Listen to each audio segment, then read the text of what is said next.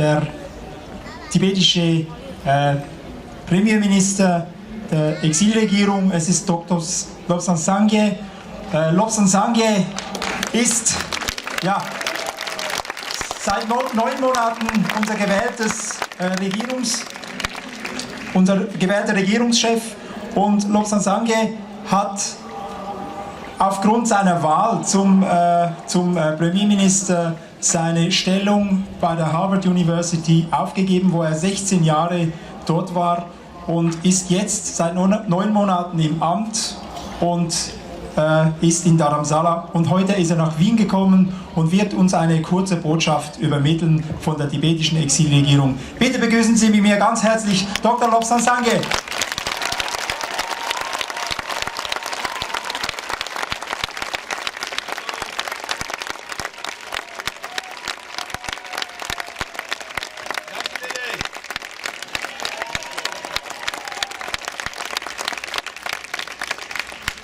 Thank you very much.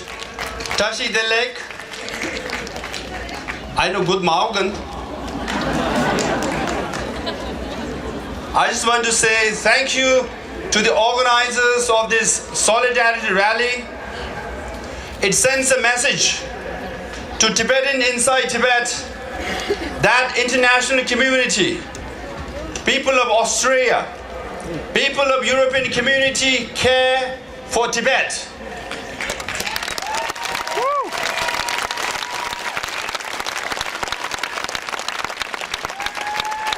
It gives hope to those Tibetans in Tibet who are under repression, who are under occupation.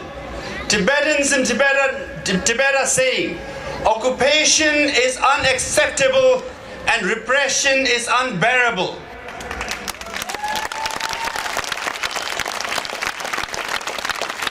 That is why we have 35 cases of self-immolation, of which 27 have died.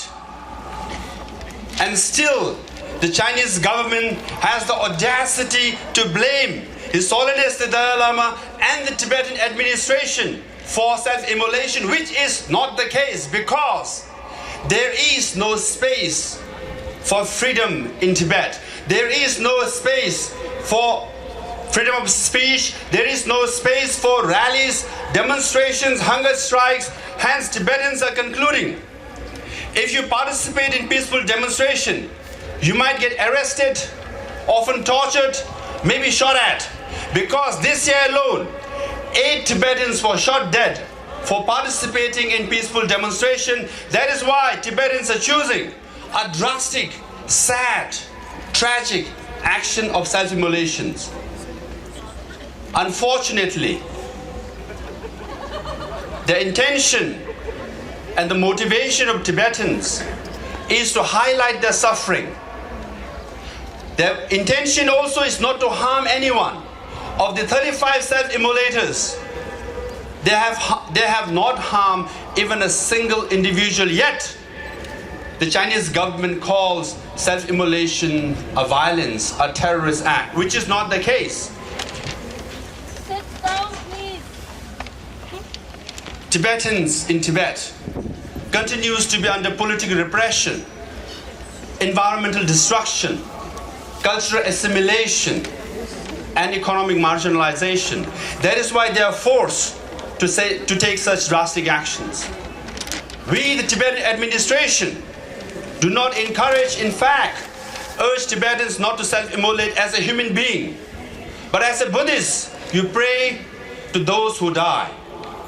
But as a Tibetan, like today's Solidarity rally, you have to show solidarity because the self-immolators are sacrificing their lives, setting themselves on fire for Tibet and Tibetan people.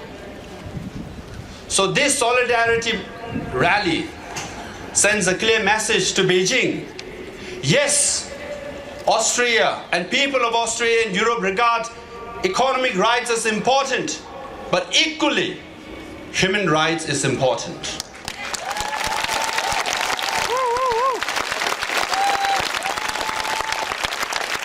This Solidarity rally also sends a message to Beijing that trade is important, but equally, environment of Tibet is important.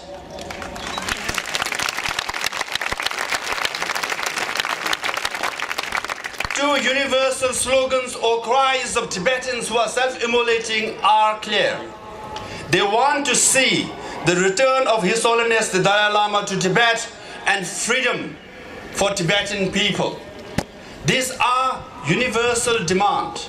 In few moments you are going to see, hear His Holiness the Dalai Lama, but not to Tibetans who are in Tibet. Don't you think Tibetans in Tibet deserve to see, hear, and get the blessings of His Holiness the Dalai Lama?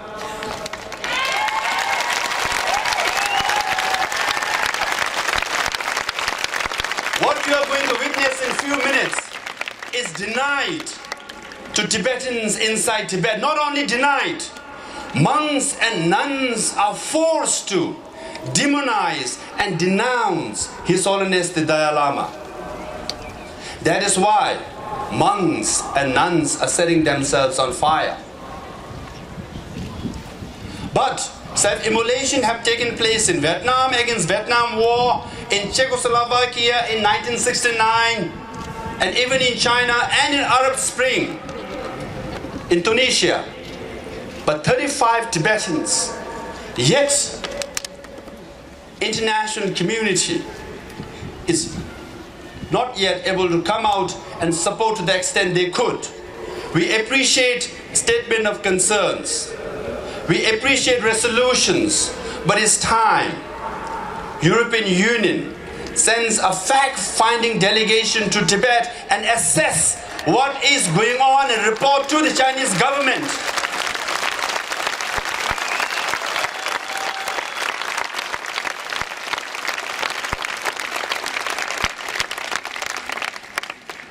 This rally is not just for Tibet and Tibetan people, but also for China as a whole. We welcome the release of Chen Gongcheng, the blind lawyer who is in America now. But also we demand the release of Nobel laureate Liu Xiaobo, who is still in prison in China.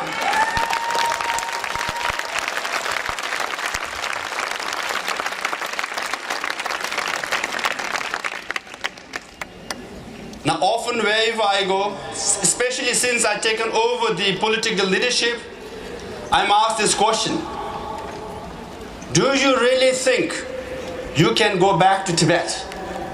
Do you really think Tibetans will have freedom? Do you realistically think His Holiness the Dalai Lama can return to Tibet? To those questions I say yes.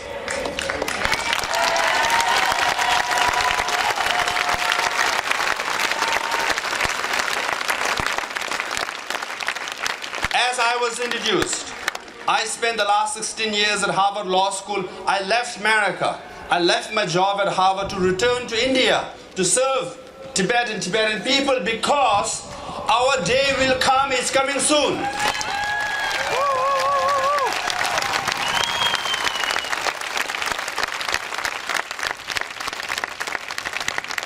Right here in this square, history was made. Once in Europe, it was said that after Second World War, it's impossible the European countries can come together. Yes, they have come together.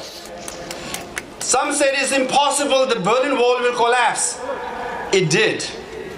Many said that Nelson Mandela cannot be released from prison. But it did.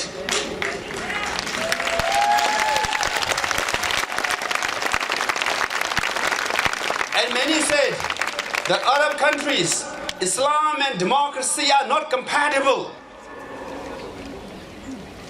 After a year and a half, we see Egyptian voting. Where is Gaddafi? Where is Hosni Mubarak? Where is Ben Ali of Tunisia? Democracy is flourishing in Arab countries because it is possible. Democracy is universal.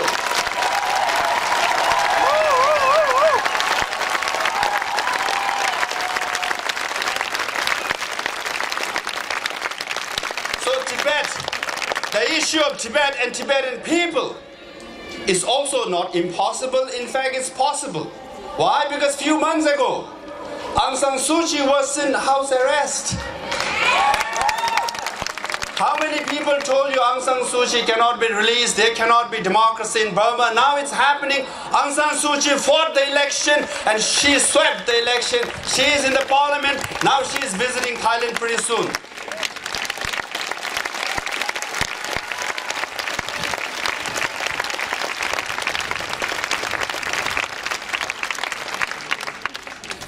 I'm not old. I'm pretty young, but old enough to remember all these historical facts happen right in front of our eyes.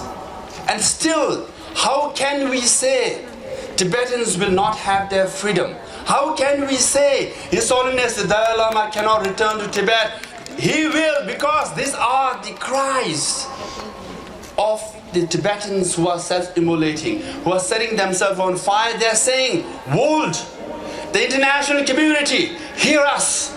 We are human beings like you. You have fundamental human rights. You have basic democracy in your country. What we want is what you have. Please treat us equally like you. These cries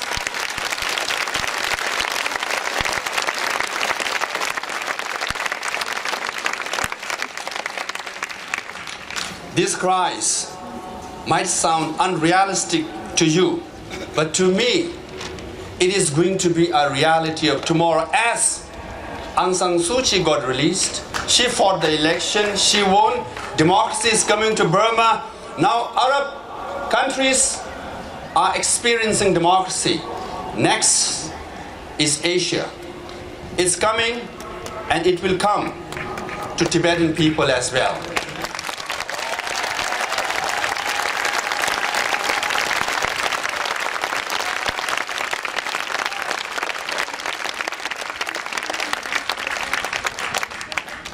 So with that, actually I want to thank Austrian Chancellor and Foreign Minister for meeting His Holiness the Dalai Lama.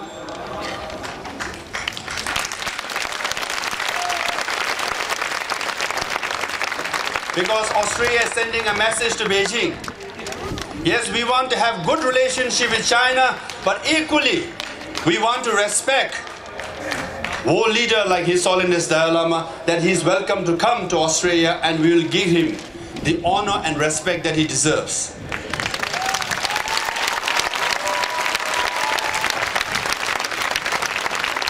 So David Cameron and Nick Clegg also met with His Holiness Dalai Lama.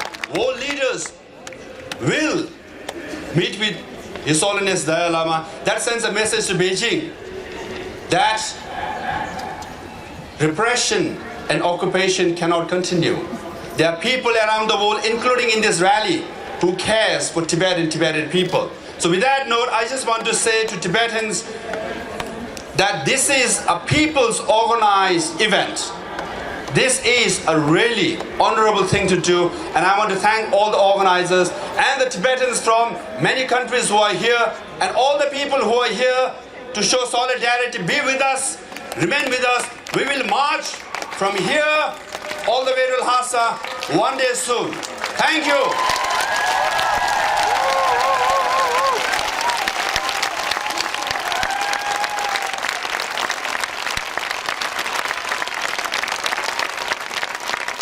Dankeschön, Dr. Lobsang Sangay.